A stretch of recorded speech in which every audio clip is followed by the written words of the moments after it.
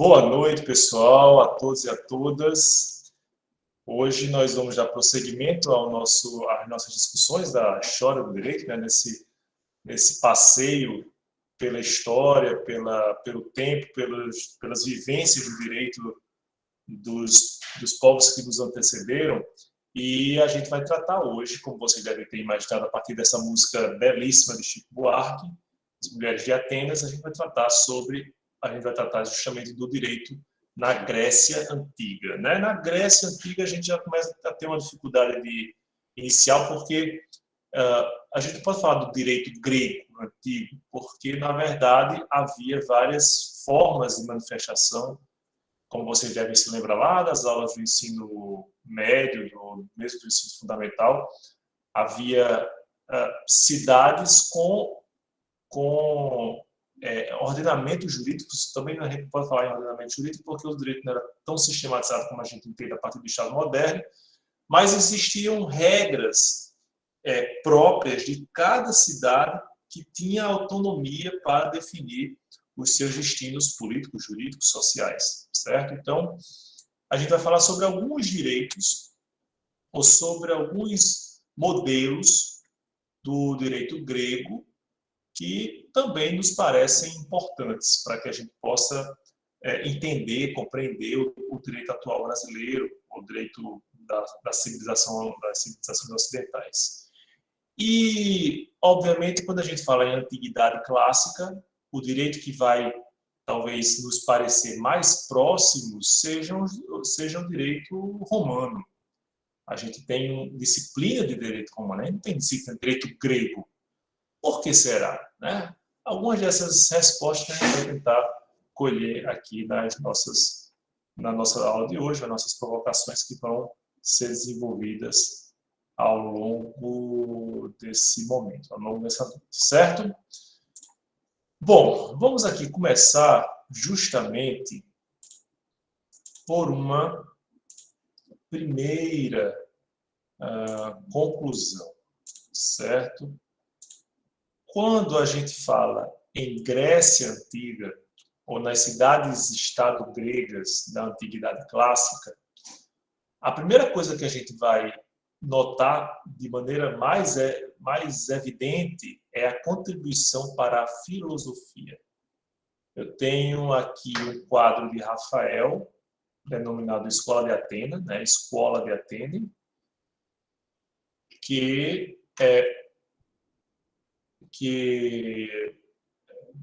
permite visualizar vários pensadores dessa época. Nós temos aqui ao centro, obviamente, com toda a perfeição simétrica de Rafael, a gente tem ao centro, logo, Sócrates e, aliás, Platão e Aristóteles, né?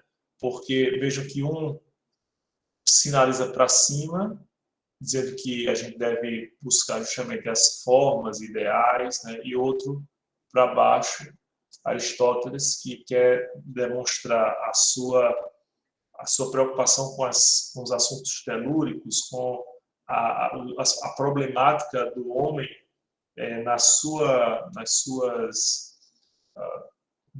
vivências reais, né? Não ideais.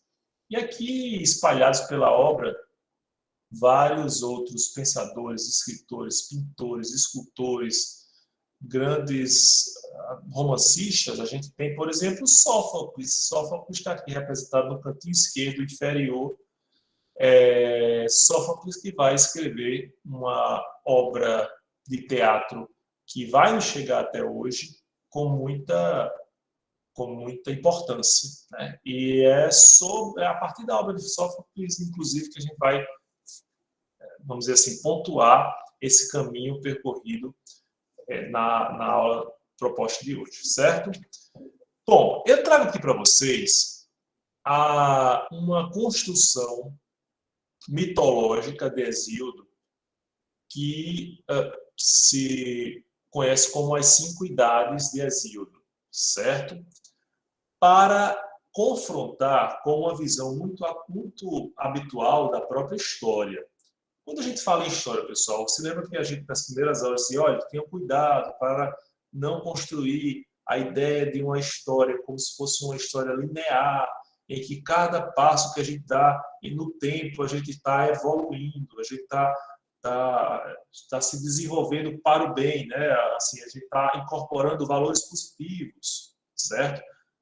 Para que a gente não caia nesse equívoco, porque na verdade a gente tem na história muitos altos e baixos, mas de todo modo a gente tem uma compreensão de que a gente está melhor hoje do que na Idade Média, ou está melhor na Idade Média do que na Idade Antiga, ou está melhor na Idade Antiga do que na era pré-histórica, por exemplo, certo? Então, de alguma forma, a gente tem, mesmo que haja oscilações, a gente tem uma evolução. E Hesíodo vai justamente defender uma linearidade mais para baixo. O que é que Hesíodo dizia? Olha, a gente tinha uma interação entre deuses e humanos perfeita. E aí a gente justamente desfrutava da chamada Era de Ouro. Só que o homem começou a querer se aproximar dos deuses, ou querer confrontar os deuses, ou querer até ter mais conhecimento do que os deuses. E aí a gente só foi ladeira abaixo, né? Depois a gente experimentou a fase prata, a era da prata, e o cetro dourado dos deuses já vai ser substituído pela prata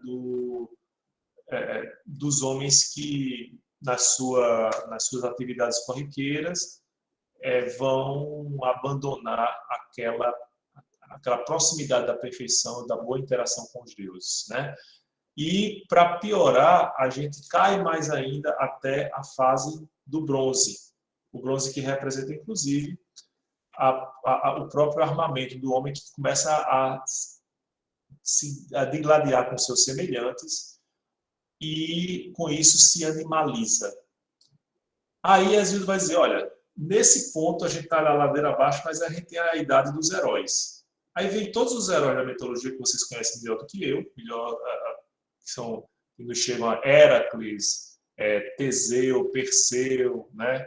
Todos esses personagens que animam até hoje as nossas crianças e, assim,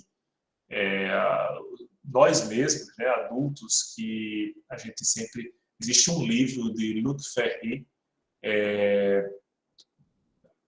que é a sabedoria da mitologia. Acho que eu esqueci especificamente o título, mas é excepcional, porque ele vai falar como é que a gente pode colher sabedoria da própria mitologia grega, né? E eu recomendo para vocês. E, por fim, pessoal, a gente chega no fundo do poço, que é a Idade do Ferro, na qual a gente se encontra até hoje, infelizmente. Mas o que a gente vai perceber dessa...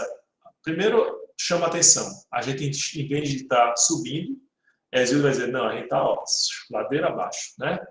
De alguma forma, a gente sente um pouco isso nesses últimos tempos, né? Nesses últimos anos. A gente está assim, meu Deus, não tem aquela história do Tiririca, né? Pior do que tá, não fica, e Tiririca está errado, né? A gente está vendo que tem conseguido as coisas ficarem piores do que já estavam há algum tempo. Mas outro aspecto que é importante a gente perceber isso é que nesse movimento histórico a gente vê um eterno embate entre o que os gregos chamavam de diké e a denominada híbris. E isso tem tudo a ver com o que a gente está tratando nesse curso de direito, porque a diké apontava para a justiça, para a medida correta, enquanto que a híbris dizia respeito a uma desmedida, a uma desconstrução, uma desproporção. E na fase de ouro, por exemplo, a diké estava equilibrada, a diké estava espargida por todos os seres humanos, né? E ela vai, a partir desse momento começa a haver um desequilíbrio até o momento em que a híbris realmente termina se notabilizando como majoritária nas relações entre os homens. Acho que alguém perguntou alguma coisa aqui. Ou não? Bom, vamos continuar.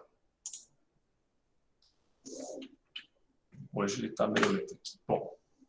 E aí, pessoal, não sei se vocês se recordam, mas eu pedi para vocês, se possível, já darem uma olhadinha na trilogia tebana de Sófocles, né, que a gente vai utilizar na aula de hoje para mostrar como um teatro, como uma obra de arte, vamos dizer assim, ela pode nos permitir entender, compreender o legado para o direito do direito grego, certo? Ou dos hábitos gregos. Eu não sei se vocês leram, mas a trilogia tebana de Sófocles ela vai acompanhar os seguintes fatos. A gente vai ver lá do nascimento de Édipo, né, até a... E eu vou dar spoiler mesmo, vocês deveriam ter lido quando eu dei a oportunidade. Até o momento, aquele momento trágico em que ele arranca os próprios olhos por descobrir que não apenas matou o pai, como é casado com a mãe, né? E depois ele vai sair de Tebas e vai até se dirigir a Colono. Então, depois de Édipo Rei, no primeiro livro, nós temos Édipo e Colono, certo? Édipo e Colono não é um livro não é um livro tão grande quanto Édipo Rei e principalmente quanto Antígona, que termina sendo a grande referência para o direito, principalmente para aqueles estudiosos do direito natural, como a postura da mulher que se contrapõe, diferentemente das mulheres de Atenas, lá da música de Chico Buarque, né, que se contrapõe, sim, a uma ordem do homem, a uma ordem, inclusive, do governante daquela cidade, certo? Mas eu quero fazer aqui um resgate da história de Édipo, de que a gente vai tratar logo daqui a pouquinho. Édipo, vocês já devem ter, eu já mencionei aqui, arranca os próprios olhos, ele vai abandonar Tebas, descobre que não apenas desposou a mulher, mas teve filhos com ela. Aliás, desposou a mãe, mas teve filhos com a mãe. Os seus filhos também são seus irmãos, para vocês terem uma ideia, que coisa louca, né? E termina caminhando cego, guiado por Antígona, até ser engolido pela terra. E aí a tragédia continua. A tragédia só se aprofunda, porque Antígona também vai viver, nesse livro final da trilogia, várias tragédias. Não apenas ela, mas outros personagens que a gente vai falar daqui a pouquinho. E onde é que eu vou colher essa origem? A origem de todas as tragédias dessa trilogia. Lá na maldição de Laio, que era o pai de Édipo, né? Aliás, quando Laio ele desenvolve o que a literatura chama de amor antinatural por Crísipo, e aqui a gente tem uma reprodução de quando o próprio Laio ele vai sequestrar Crísipo, também homem, né, para conviver com ele. A gente vê aí uma repulsa a esse amor antinatural, um amor entre dois homens, né? E aí vocês vão perguntar, mas professor, não havia uma certa liberalidade, né? uma liberdade para que os homens da antiguidade clássica desenvolvessem também afetos por outros homens, mas não era como se fosse um relacionamento amoroso, mas era simplesmente se restringia ao desforço sexual, à satisfação sexual, certo? Então vocês veem que o preconceito ainda já existia, já era marcante naquela época. Porque Édipo vai dizer que toda a tragédia que vai se abater sobre ele não é da sua responsabilidade, não é por causa dos seus atos, mas já estava escrito, já estava determinado para que assim acontecesse em razão dessa maldição anterior, né? Veja lá o que ele diz em Édipo e Colono. Ah, infeliz de mim, sem qualquer culpa minha, para a satisfação dos deuses ressentidos, quem sabe, há muito tempo com meus ancestrais. Então, os deuses estão ressentidos não é com Édipo, é com os ancestrais dele. Ele está pagando pelos erros de seus ancestrais. Lá em Antígona, também Édipo em Colono, vai dizer o seguinte, Antígona, que é a filha de Édipo: não olhes tuas desventuras atuais, e sim as do tempo passado, cuja culpa coube a teu pai e a tua mãe. Então, a culpa, infelizmente, Édipo, não é sua, mas você vai ter que pagar por ela, certo? E aí, eu não sei se vocês se lembram, ou se vocês já ouviram falar da história de Édipo, né? Alguém poderia me dizer como é que surgiu? Pelo menos um resuminho aí da história de Édipo. Alguém sabe o que quer dizer Édipo? Eu acho que é pés inchados, alguma coisa assim. Exatamente. E por quê? O que é que isso tem a ver? Pés inchados, né? Ou você É fazer por... um teatro... Posso explicar? Pode, claro. Posso explicar? É porque o Édipo, ele era filho de Laio, e aí Isso. Laio teve a questão da maldição, porque ele tinha um amor proibido e tudo mais, e aí, se eu não me engano, era um oráculo que dizia que o filho de Laio, no caso Édipo, mataria o pai e casaria com a própria mãe. E aí o Laio, ele meio que ele era rei de Tebas e ele tinha medo, obviamente, de perder, de morrer e tudo mais. E aí ele pega o filho quando ele nasce e manda entregar para um pastor. Aí o pastor era, se eu não me engano, era para levar para um monte e ele deveria morrer lá. Aí ele pega o filho, o Édipo, e perfura os pés e amarra. Só que aí o Édipo não morre porque o pastor entrega a outro pastor, que era serviçal, alguma coisa assim, do outro rei, enfim, daí a história vai, mas é por aí. Exatamente. Então ele amarrou Édipo pelos pés numa árvore, né? Disse, não, a natureza vai dar conta, né, do fim desse menino. Eu não tenho coragem de matar, né? Lembra muito aquela história da Branca de Neve, o caçador que vai incumbido de matar a Branca de Neve e diz, não, eu não tenho coragem, né? Então eu vou, fuja, menina, fuja para bem longe. Aí ela vai achar a casa dos anões e tal. Mas ele, o, o serviçal do rei Laio vai cumprir, né? Olha, realmente vá para bem longe, vai morar em outro reino, e aí obviamente você não vai matar nunca seu pai, porque afinal de contas vocês não vão nem se encontrar, né? Só que Édipo ficou sabendo por um outro oráculo que ele estava escrito no seu destino matar o próprio pai. Édipo, então, morava em outro reino.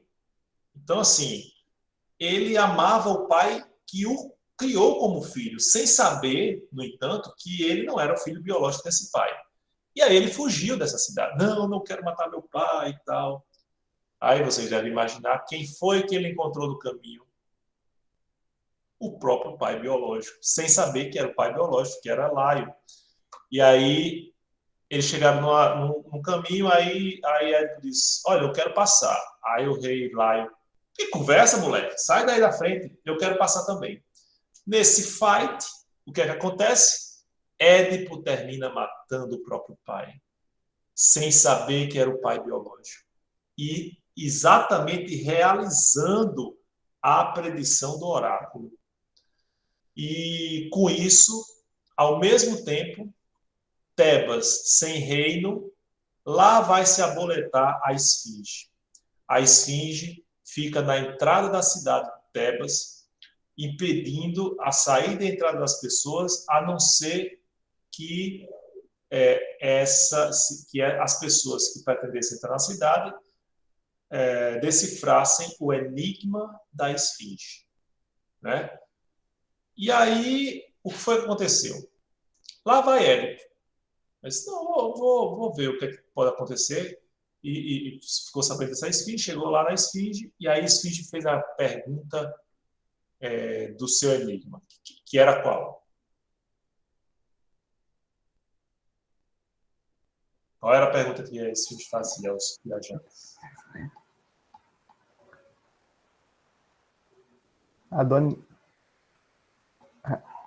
Qual animal, né? Que tem três também. Tem duas. Poxa, Tem 4 pernas ao nascer, 2 Isso. ao Não, quatro pernas ao amanhecer. amanhecer, 2 de tarde e 3 à noite. Isso. E qual foi a resposta? O homem, o ser humano, né? O ser humano, o homem, porque ele nasce e começa a engatinhar sobre 4 pernas, vamos dizer assim, né? Sobre 4 fundamentos. Depois, na fase adulta, ele anda sobre as 2 pernas. E quando idoso, ele precisa de um amparo, né?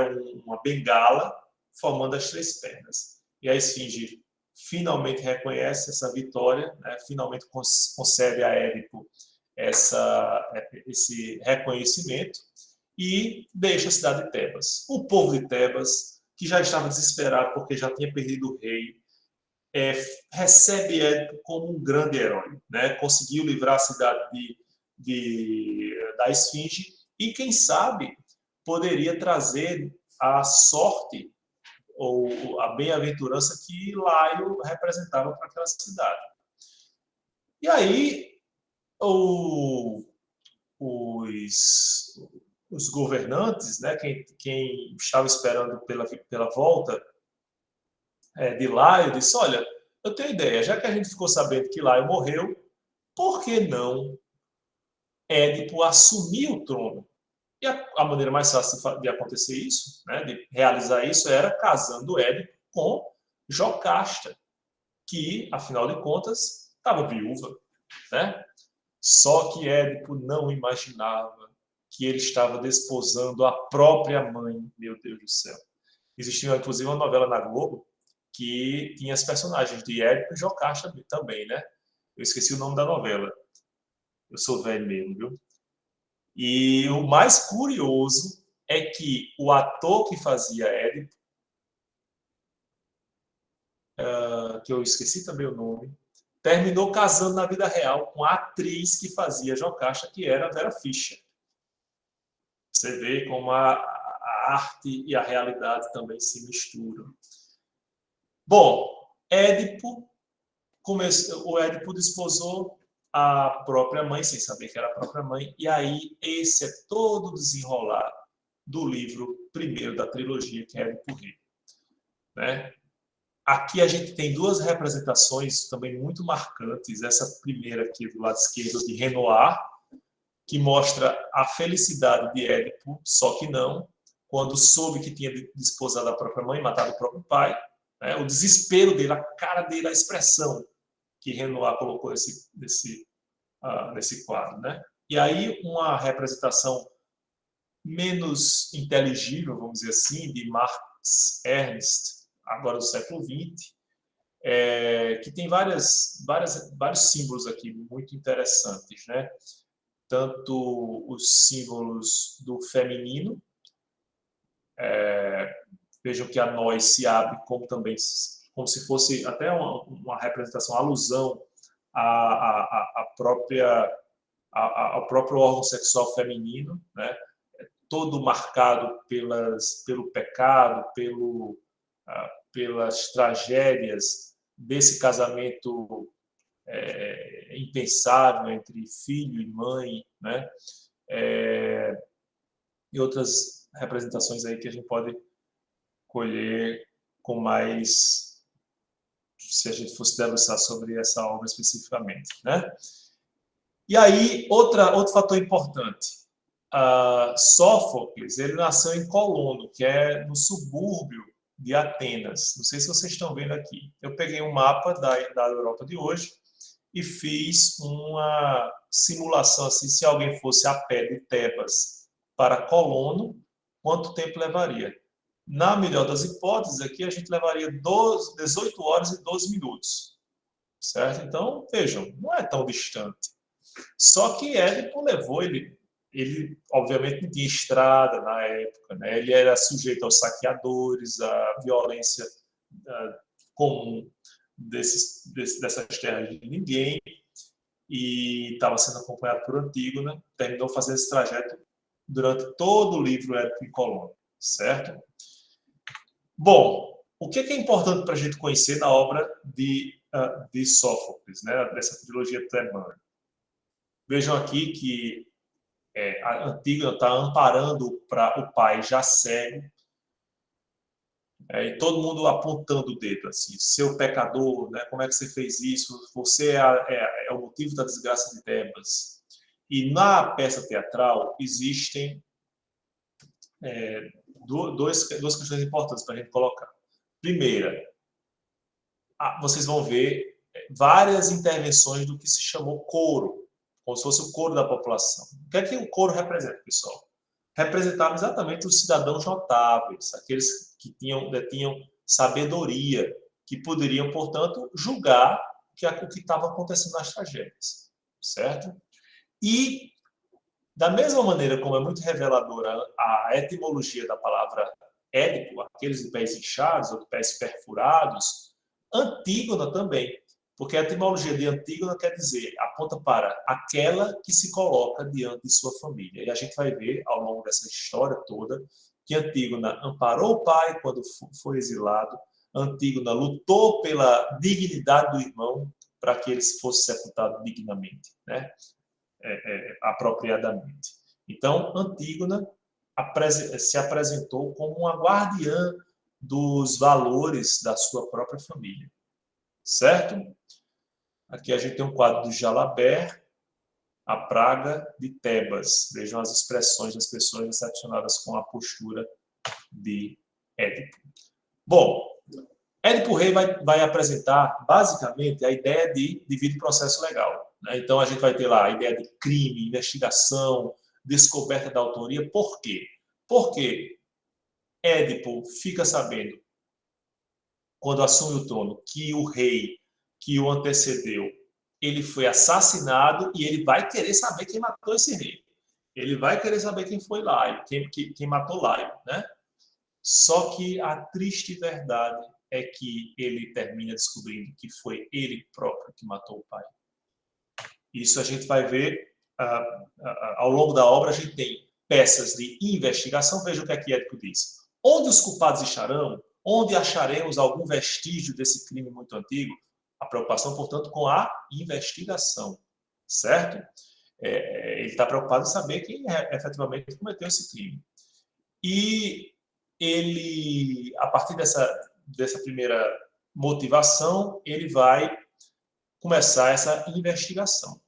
E dizia ele seguia ainda que só o rumo certo, o indício mais sutil será suficiente. Ele está, portanto, atrás desses indícios. Ele tá buscando formas de conhecer a verdade, certo? E, naquela época, ele já também previa a possibilidade de recompensa ao delator.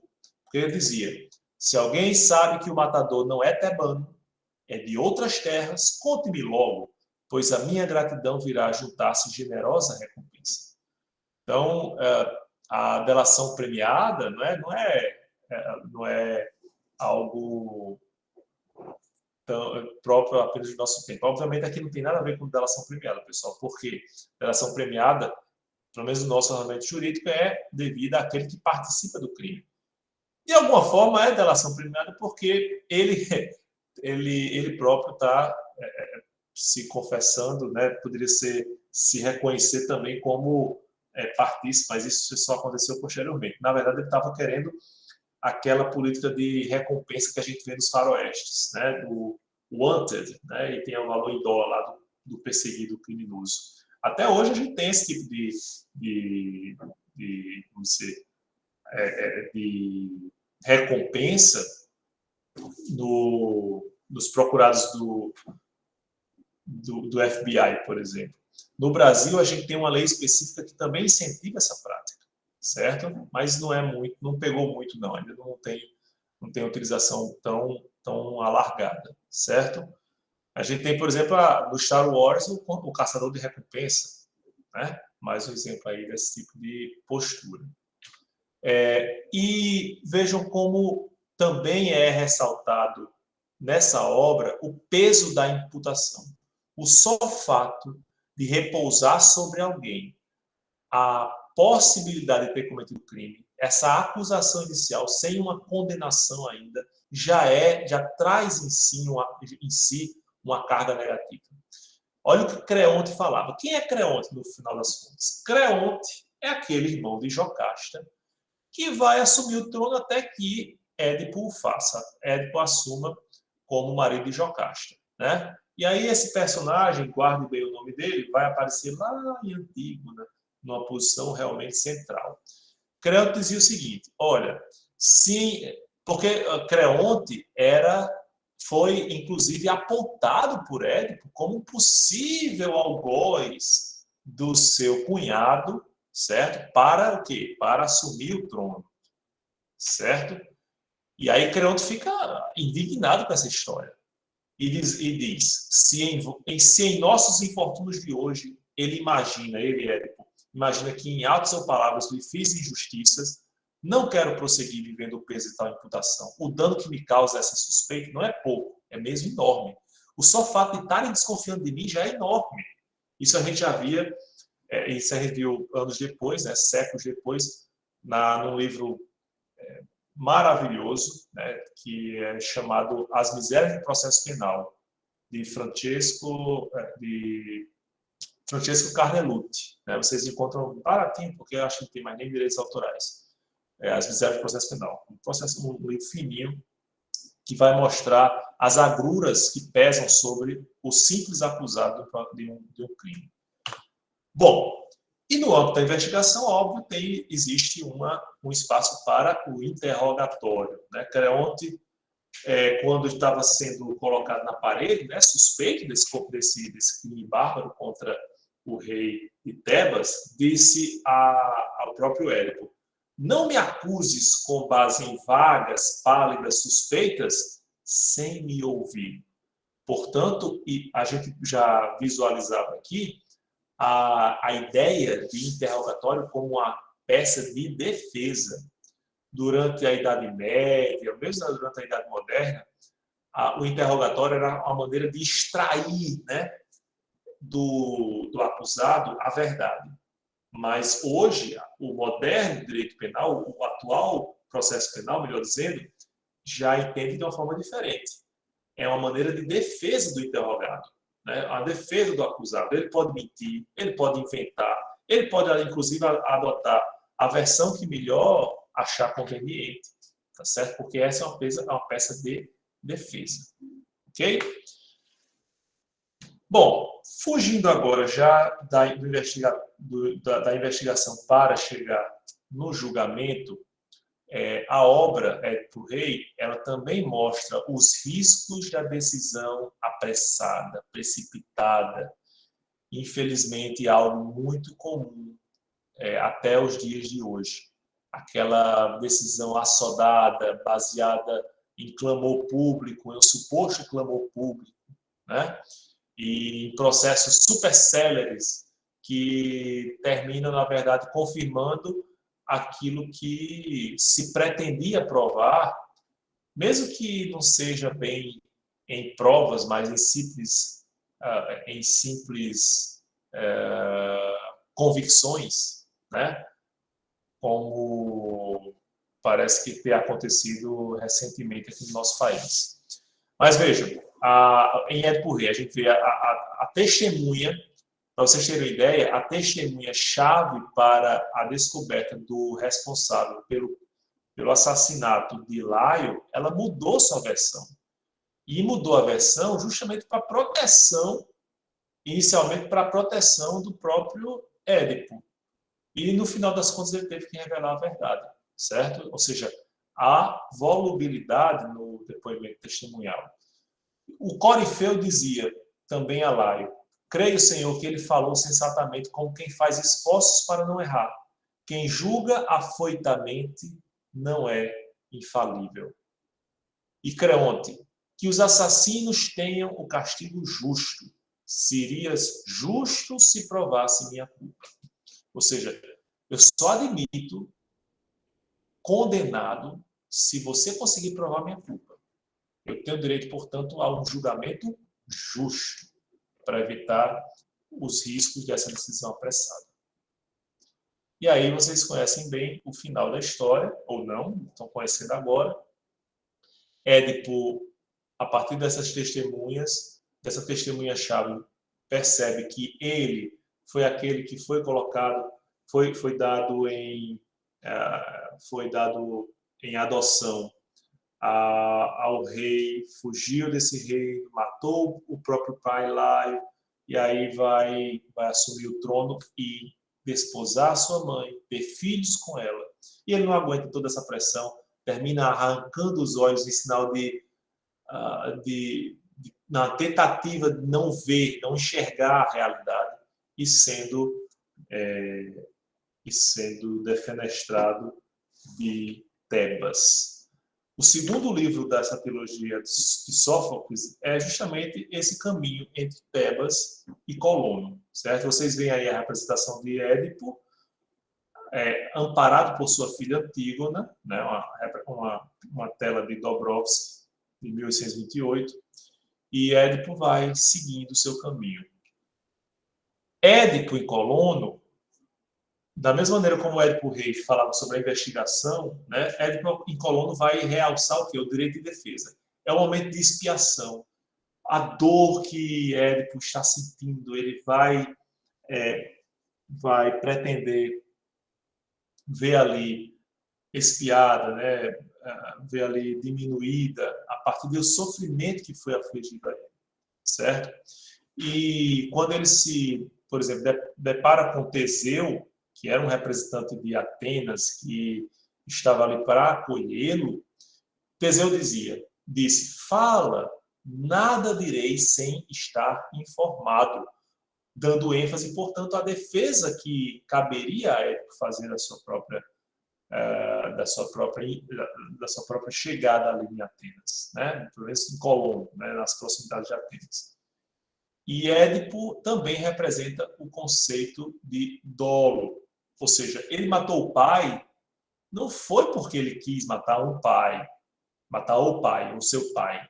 Ele agiu com erro sobre a pessoa, ele não sabia que era seu pai, portanto, matou sem essa intenção, certo?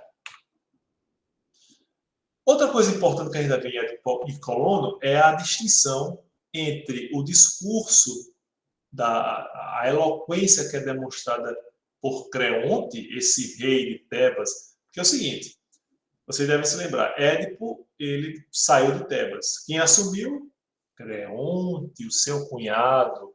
Ele nem queria muito aquele reconhecimento, aquele poder, né? Mas caiu de novo no colo dele, beleza. E aí Creonte ficou sabendo o seguinte, que na terra onde Édipo terminasse perecendo, né, morrendo, essa terra seria abençoada. E Tebas estava enfrentando muito problema social, econômico. E Creonte, como bom rei, disse, a única maneira é permitir que Édipo retorne e morra aqui, não entrando na cidade, mas nas suas proximidades, porque aí traria de volta essa proeminência, certo? Aí Édipo disse, você quer me enrolar, caramba? Você vem com essa história bonita, essa palavra bonita, olha o que Édipo diz. Tu, porém, que não és justo e sempre tens a pretensão de estar falando bem, bonito, né, com eloquência, sem fazer distinção entre os assuntos lícitos e os interditos e os proibidos, né? E aí Édipo vai repelir essa eloquência de Creonte. E vejam como Teseu se comporta. Teseu apresentava Édipo e Colono como um herói ateniense, né, que vem acolher Édipo em sua terra. Teseu vai dizer, não quero ornar a minha vida com discursos, e sim com atos. Certo? Mostrando, portanto, a pouca valia da eloquência na resolução dos conflitos. E Teseu, acolhendo o próprio Édipo, ele vai demonstrar um pouco o acolhimento, né, a receptividade de Atenas pelo estrangeiro, certo? Quando ele diz, quem poderia ser indiferente, então, a este homem que nos vem como amigo? Primeiro, o lado de um aliado sempre acolhe um hóspede que pode usá-lo como dono. Depois, ele chegou aqui na condição de suplicante em relação aos nossos deuses, oferecendo-lhes a mim e a nossa terra um tributo que nada tem de desprezível, certo? E é assim que Édipo vai morrer em Colono, né? E terminar abençoando a própria cidade-chave de Atenas, que teve um momento de apogeu no âmbito da Antiguidade Clássica. Esse Teseu aí é o mesmo Teseu que derrotou o Minotauro lá da mitologia, né? É um modelo, é um exemplo de líder político, mas de uma cidade que começava a receber estrangeiro demais, segundo a mitologia, e que já experimentava uma certa decadência a partir dessa ameaça. Certo? No final das contas, Édipo termina morrendo e as filhas, desesperadas, mas compreendendo que ele cumpriu seu papel, né? Aí a gente tem a representação da morte de Ésipo por Fusé. Teseu vai dizer a Creonte a seguinte frase: entras no território submisso à justiça, onde nada se faz contrariando a lei. Então, é como se com isso Teseu fizesse mostrar a Creonte que ali era uma terra com lei, que não podia se submeter ao simples desígnio, à vontade do rei de outras terras, certo? Bom, aí a gente chega no último livro, que é Antígona. Antígona vai realçar basicamente a ideia de direito natural e a força da mulher, né? Parafraseando Erasmo Carlos. Bom, primeiro, o que a gente tem que destacar nesse livro, pessoal? A importância do nomos, que é aquilo que representa o humano, o laico, né? Então, aquilo que é não o que é dado pelos deuses, mas aquilo que é construído pelo próprio homem. Creonte, quando termina assumindo assim, ele vai se conformar assumindo essa postura do rei de Tebas, né? Em razão de quê? O que foi que aconteceu? As tragédias não param por aí, não. Édipo teve com Jocasta 4 filhos, 2 filhos homens e 2 filhas mulheres, né? Além de Antígona, teve Ismene. Os 2 filhos de Édipo tinham um problema. Eles assumiriam o reino, né? O tio terminaria por conceder essa possibilidade. Só que o que ficou combinado é que eles fariam um revezamento entre os governos, para não terem que brigar por isso, né? E aí um dos irmãos saiu, deixou, não, vou dar uma passeada ali, né? Quando eu voltar, eu assumo o reino. Só que nessa passeada, o irmão que ficou disse, rapaz, esse negócio de poder é bom, viu? Eu acho que eu vou ficar por aqui. O irmão veio e disse, não, sai que o trono agora é meu. E ele, indignado, esse irmão que foi expulso, voltou com reforços militares de outros povos. E também já estava escrito no destino trágico dessa família, que os 2 irmãos iriam se digladiar numa batalha e os 2 morreriam. Os 2 seriam um pelo outro assassinados, certo? O que foi que aconteceu? Creonte, mais uma vez, termina assumindo o reino e determinando o seguinte: aquele irmão, aquele seu sobrinho que ficou em Tebas para proteger a cidade, ele seria sepultado, como reza a tradição. Mas aquele outro, que foi buscar reforço militar, para atacar a própria cidade, esse não merecia sequer ser enterrado, né?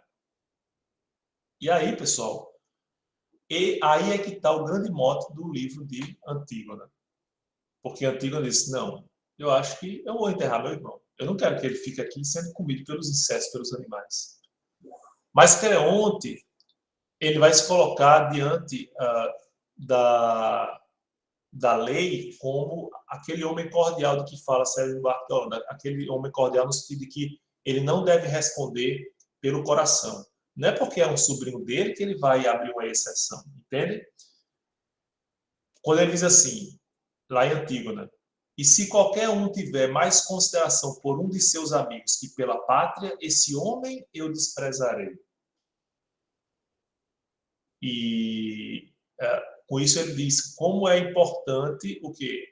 O respeito ao nomos, o respeito à lei determinada pelo homem, que ele, no caso, ele próprio, né? Ele próprio que tinha determinado essa lei, essa regra de que aquele sobrinho indigno não seria sequer sepultado nesse solo. Ismene, irmã de Antígona, também vai pregar o respeito à lei humana, mas, obviamente, para assumir a postura subalterna da mulher. Tal como as mulheres de Atenas, né, da canção que a gente escutou agora há pouco. Ismene dizia, somos mandadas por mais poderosos e só nos resta obedecer a essas ordens e até a outras ainda mais desoladoras. Não cabe salvação para as mulheres de Tebas, assim como as mulheres de Atenas, segundo essa posição de Ismene, certo? E Creonte, por incrível que pareça, vai defender a ordem por ele imposta. Quando ele diz, se eu for criar parentes meus na desobediência, inevitavelmente ele enfrentá-la com maior razão dos outros. Se os meus próprios parentes eles desobedecem à lei que eu criei, imagine os outros que não têm esse respeito por mim. E dizia, a anarquia é o mal pior. E o coro, representando aqueles sábios, dizia, o poder para seus detentores não se sujeita a transgressão alguma. Então, demonstrando essa impossibilidade de desrespeito ao nomos. Há, porém, um contraponto, que é apresentado pelo próprio filho de Creonte. Então, o filho de Creonte, que é Émon, né? Ele era inclusive noivo de Antígona. E Émon vai tentar dar um pouco de bom senso ao pai, dizendo assim, olha pai, teu senho inspirador de medo impede os homens simples de pronunciar palavras que te firam seus ouvidos. Eu, porém, na sombra, ouço o murmúrio, escuto as queixas da cidade. E posso lhe dizer, pai, que o que o senhor está fazendo, condenando não apenas o seu sobrinho a não ser sequer sepultado, mas a própria Antígona, que é minha noiva, né? Ameaçando com a morte por ter desrespeitado a sua ordem, isso está contrariando os interesses da cidade. Aí vem aquele fight, né? Pai e filho, Creonte. Peraí, filho, você está dizendo que dita a cidade as ordens que me cabe dar? A cidade que vai dizer o que eu devo fazer? Pelo amor de Deus, né? Isso, você quer o quê? Democracia, né?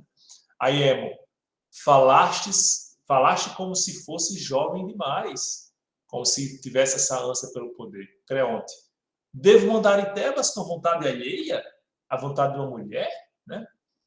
E aí, Émon, não há cidade que pertença a um homem só. E Creonte, não devem as cidades ser de quem as rege? Émon conclui, sozinho mandarias bem apenas no deserto, porque não terias mais povo a quem governar.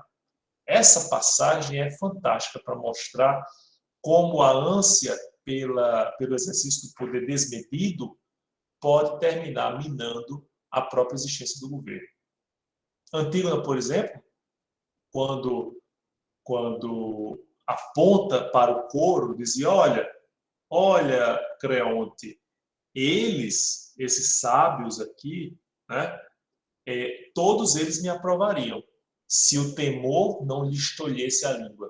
Se eles pudessem falar exatamente o que eles pensavam, né? o que eles tinham como verdadeiro, como correto, eles não ficariam lhe bajulando. Eles diriam a verdade e diziam, não, Antígona está com a razão. Certo? E aí eu vou só retomar aqui a ideia de justiça lá em Aristóteles. Aristóteles faz menção à lei particular, que é aquela definida por cada povo em relação a si mesmo, que nesse caso são as leis de Creonte. É como se fosse o direito elaborado pelo homem. E a lei comum, que seria a lei segundo a natureza, que é justamente aquela invocada por Antígona para fazer valer o sepultamento do seu irmão deserdado, vamos dizer assim. E o coro, de alguma forma, reproduz esse pensamento, quando diz assim, somente o céu gerou as santas leis. Não poderia a condição dos homens simples mortais, falíveis e reproduzivas. E Creonte, e te atreveste a desobedecer às leis? Aí Antígona diz, espera aí, Creonte, espera aí, tio. Zeus não foi o arauto dessas leis para mim. Não foi Zeus que trouxe essas leis para mim. Na verdade, essa é uma lei sua, você que inventou, mas não tem consonância com as leis divinas. E continua, e não me pareceu que tuas determinações tivessem força para impor aos mortais até a obrigação de transgredir normas divinas, não escritas, inevitáveis. Não é de hoje, não é de ontem, é desde os tempos mais remotos que elas vigem, sem que ninguém possa dizer quando surgiram. E aí, pessoal, eu quero chamar a atenção para vocês que prevalece na Antiguidade Clássica, isso a gente vai ver também em Roma, isso a gente vai ver também até na Idade Média, que prevalece até esse momento a chamada tradição do direito. Portanto, as regras eram obedecidas porque sempre foi assim. Sempre foi assim que o homem que cometia um homicídio era punido. Sempre foi assim que o homem que cometia um roubo era punido. Ou seja, as regras eram naturalmente respeitadas. O direito, portanto, era o direito da tradição. Apenas muito recentemente, quando com a formulação de códigos, de leis, a partir da racionalidade humana e confiada a sua elaboração a um órgão estatal, portanto, somente após a formação do Estado, é que a gente vai ter uma noção diversa dessa, como está sendo colocada aqui por Antígona, certo? E Creonte já vencido, depois de tanta tragédia que já aconteceu, porque veja só o que aconteceu nesse ínterim. Antígona sepultou seu irmão, beleza. Aí Creonte disse, pois está condenado à morte, vai morrer. Pronto. E aí o filho fica argumentando, e depois de tanto argumentar, viu que não tinha jeito, o que é que o filho fez? Tirou a própria vida. E nesse ínterim, sem saber disso, Creonte foi lá e disse, não, tá bom, eu vou salvar a Antígona, vou deixar ela apenas presa e tal, não vai ter problema. Só que chega lá, o filho já está morto, Antígona já está morta também, e aí todo mundo se coloca dentro dessa grande tragédia, até o ponto de Creonte reconhecer. Agora, depois de toda essa tragédia, né, penso que é melhor chegar ao fim da vida obedecendo às leis inabaláveis, portanto, às leis da natureza. Certo? Mas veja olha que interessante. Vocês se lembram que Creonte defendia a obediência a obediência à lei, obviamente, né? Mas lá em Édipo Rei, se vocês não se recordam, Creonte tinha um pensamento diverso. Quando ele dizia assim, se mandas mal, isso em relação ao próprio Édipo. Eu não devo. Ou seja, o governante que manda mal, o governante que manda de acordo com a regra que não deve ser aplicada, ele não merece ser obedecido. Quando ele se tornou governante, agora, quando foi contrastado por Antígona, ele já mudou a historinha, né? Já mudou a sua postura, certo? E também há, nessa obra, um combate à fria interpretação, que até hoje é uma reflexão necessária no direito. Quando Hermon diz assim, não vês ao lado das torrentes engrossadas pelas tormentas, como as árvores flexíveis salvam-se inteiras e as que não podem dobrar-se são arrancadas com a raiz, essa é uma metáfora que, assim, é uma das mais belas sobre a interpretação, no meu entender. Que diz o seguinte, Hermon atenta para o pai o seguinte, você vê essas árvores que estão às margens do rio, elas só sobrevivem porque elas têm flexibilidade suficiente para se dobrar diante das intempéries e sobreviver.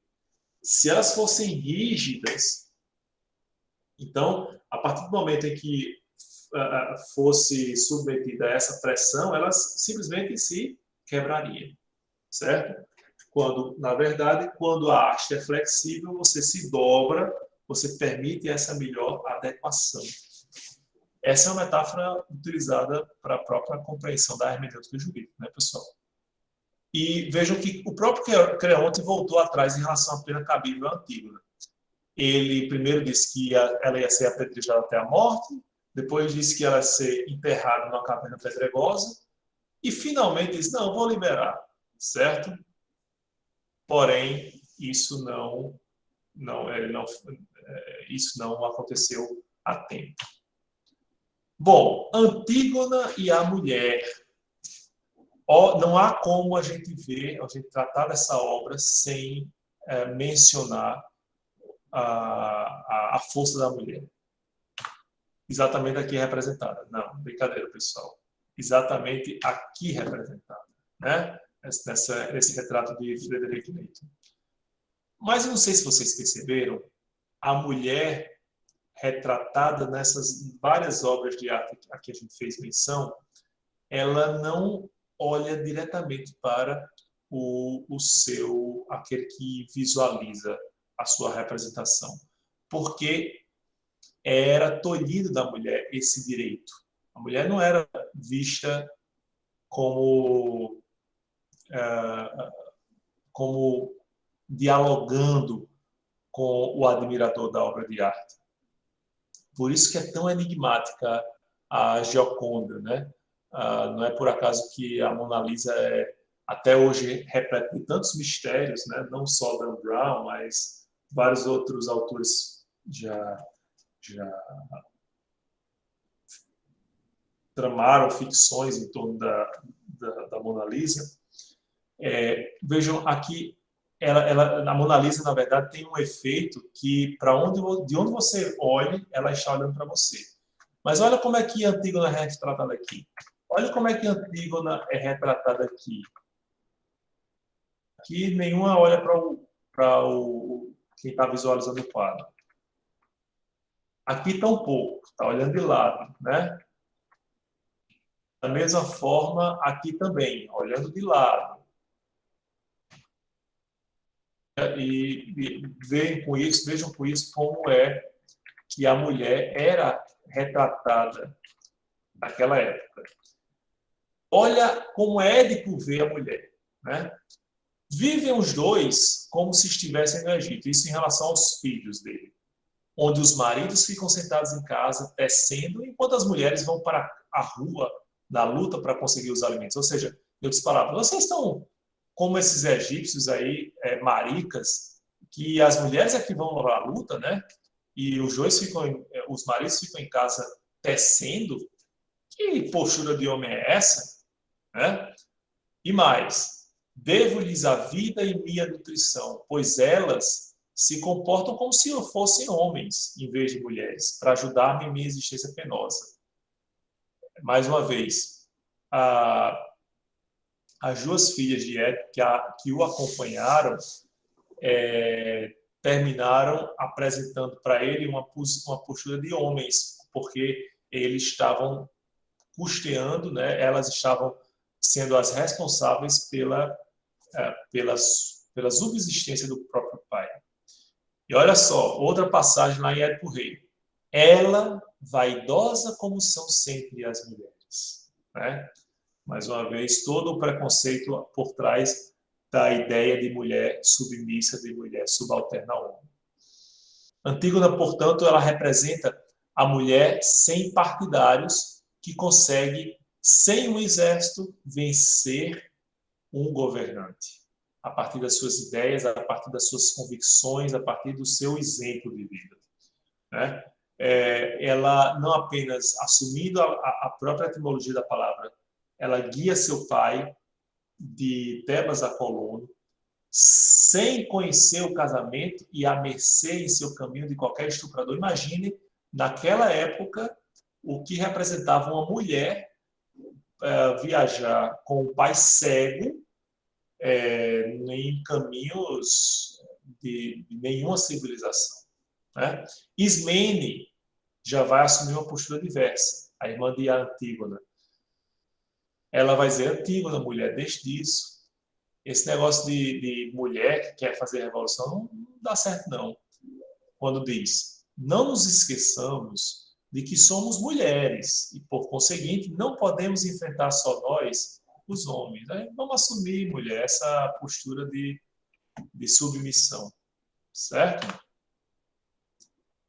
Isso em relação a Édipo. Édipo machista, beleza. Mas Creonte era pior. Olha o que Creonte dizia quando começou a haver o embate dos argumentos de Antígona em relação às suas ordens. Ele dizia, não me governará jamais mulher alguma enquanto eu conservar a vida. Pois homem não serei, ela será o homem, se esta vitória lhe couber sem punição. E aí, quando ele reconhece que Antígona realmente tem um argumento melhor do que o dele, ele diz, mal menor seria cair vencido por um homem, escapando à triste fama de mais fraco que as mulheres. E olha como ele encarava a própria postura do filho. Caráter sórdido, submissa a uma mulher. Como é que meu filho consegue ser submisso a uma mulher? Não tagareles tanto, escravo de mulher. Era assim que ele via Emo. Né? Bom, o que é que isso tem a ver com o direito, pessoal? Eu fiz uma viagem aí por 3 obras literárias representantes do teatro grego para falar de direito. Onde é que eu quero chegar com isso? Bom, o que eu quero mostrar a partir dessas obras mitológicas, vamos dizer assim, é que o direito ele estava presente no dia a dia dos povos gregos, certo? Então, por mais que seja mais até difícil de encontrar regramentos, legados no âmbito do direito dentro dos gregos, assim como a gente tem de forma muito mais nítida dentro dos romanos, esse legado existiu. Isso primeiro, porque aqui eu trago para vocês uma representação da prédica de São Paulo, né, as pregações de São Paulo, claro, em uma outra era, mas para mostrar como os espaços públicos na democracia ateniense eram ocupados por aqueles que visavam resolver conflitos e ditar as normas prevalentes para todo o povo.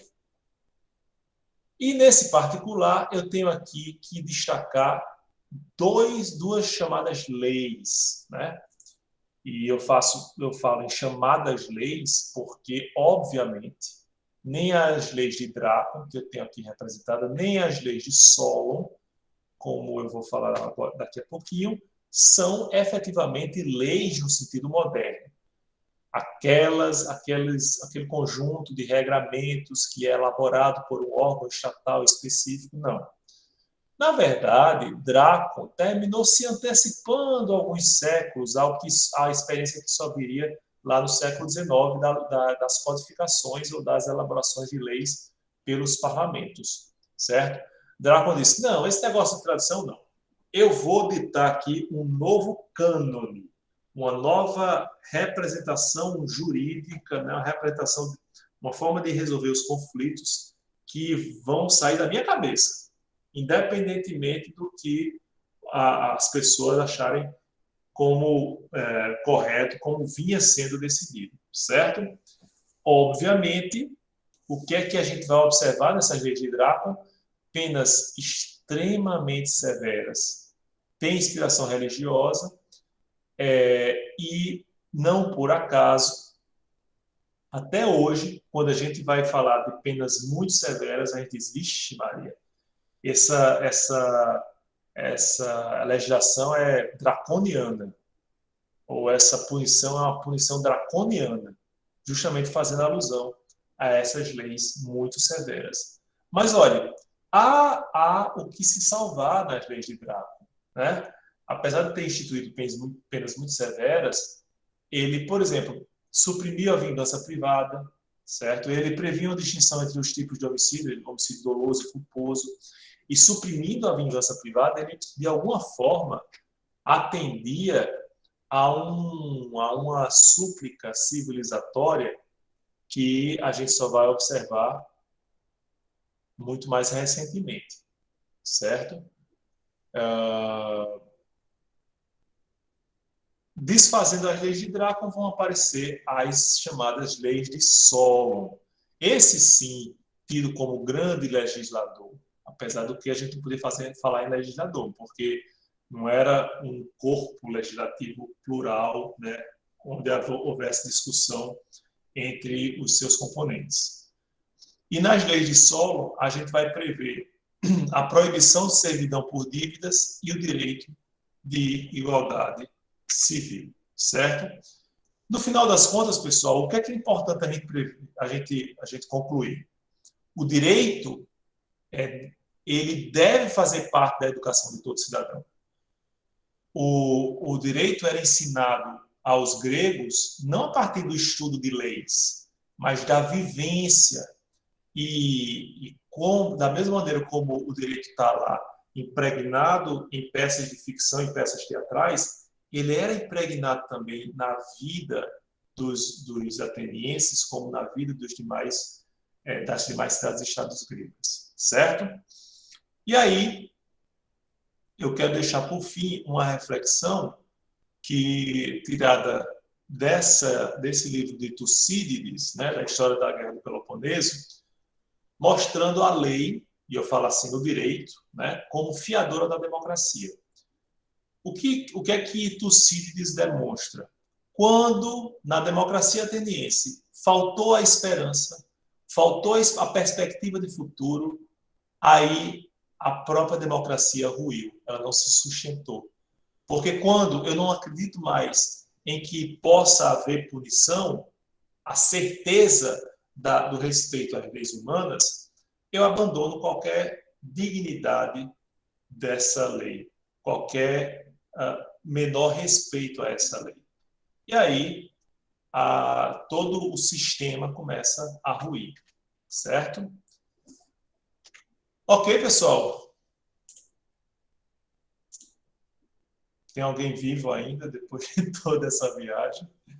Hoje é difícil, mas a gente conseguiu cumprir aqui pelo menos esse caminho, né? Alguma dúvida? Alguma colocação? Não, só comentar mesmo que foi uma viagem histórica realmente muito, muito profunda, né? Porque misturou a dramaturgia, né? A dramaturgia clássica mesmo, grega, e o direito de uma forma muito, acho que eficaz, né? Eu acho que o pessoal deve ter gostado, assim, deve ter viajado um pouco também, mas deve ter... assim, pelo menos eu queria deixar uma provocação para que vocês tenham interesse, assim, tenham a curiosidade de verificar essa obra de Sófocles, né, para que a gente veja que não preciso aprender direito necessariamente em códigos, né? Não preciso necessariamente ver decisões judiciais. O direito está impregnado na nossa cultura. Eu já tenho falado isso a vocês várias vezes, né? Desde dos ensinamentos de Max Bloch, quando demonstra que a gente pode colher ensinamentos do direito da época em Victor Hugo, a gente pode colher em Machado de Assis, né? E eu fiz já menção para vocês do livro excepcional, que é o Código Machado de Assis, que mostra muito de como é que funcionava o direito naquela época, certo? Então, a arte tem muito a nos revelar, pessoal. E a gente nunca deve menosprezar a sua função para a compreensão dessa realidade, não apenas para a compreensão, mas para a sensibilização do profissional do direito em relação à realidade dura que muitas vezes se nos é passada, certo? Alguma dúvida? Tranquilo? Então, pessoal, na próxima semana, nós continuaremos a nossa viagem. Provavelmente, a próxima semana, que será... a gente vai ter no dia 23. Dia 23 vai ser um dia muito especial, particularmente para mim, que será a festa de formatura do meu filho de alfabetização, né? Então, é daqueles eventos que o pai não pode faltar. Então, provavelmente, nesse dia, eu vou colocar para vocês um vídeo, portanto, vou contar como aula assíncrona, certo? Justamente tratando do direito romano. Então, eu vou deixar para vocês, para a gente não atrasar o nosso cronograma, que já é muito imprensadinho, certo? Vou concluir aqui, pessoal, esperando que vocês estejam vivos, como eu parcamente estou aqui, porque hoje foi um dia de audiência de manhã, de tarde, e agora a aula à noite, até 10 horas. Mas estamos aqui prontos para os nossos próximos desafios. Certo? Vou parar aqui a gravação.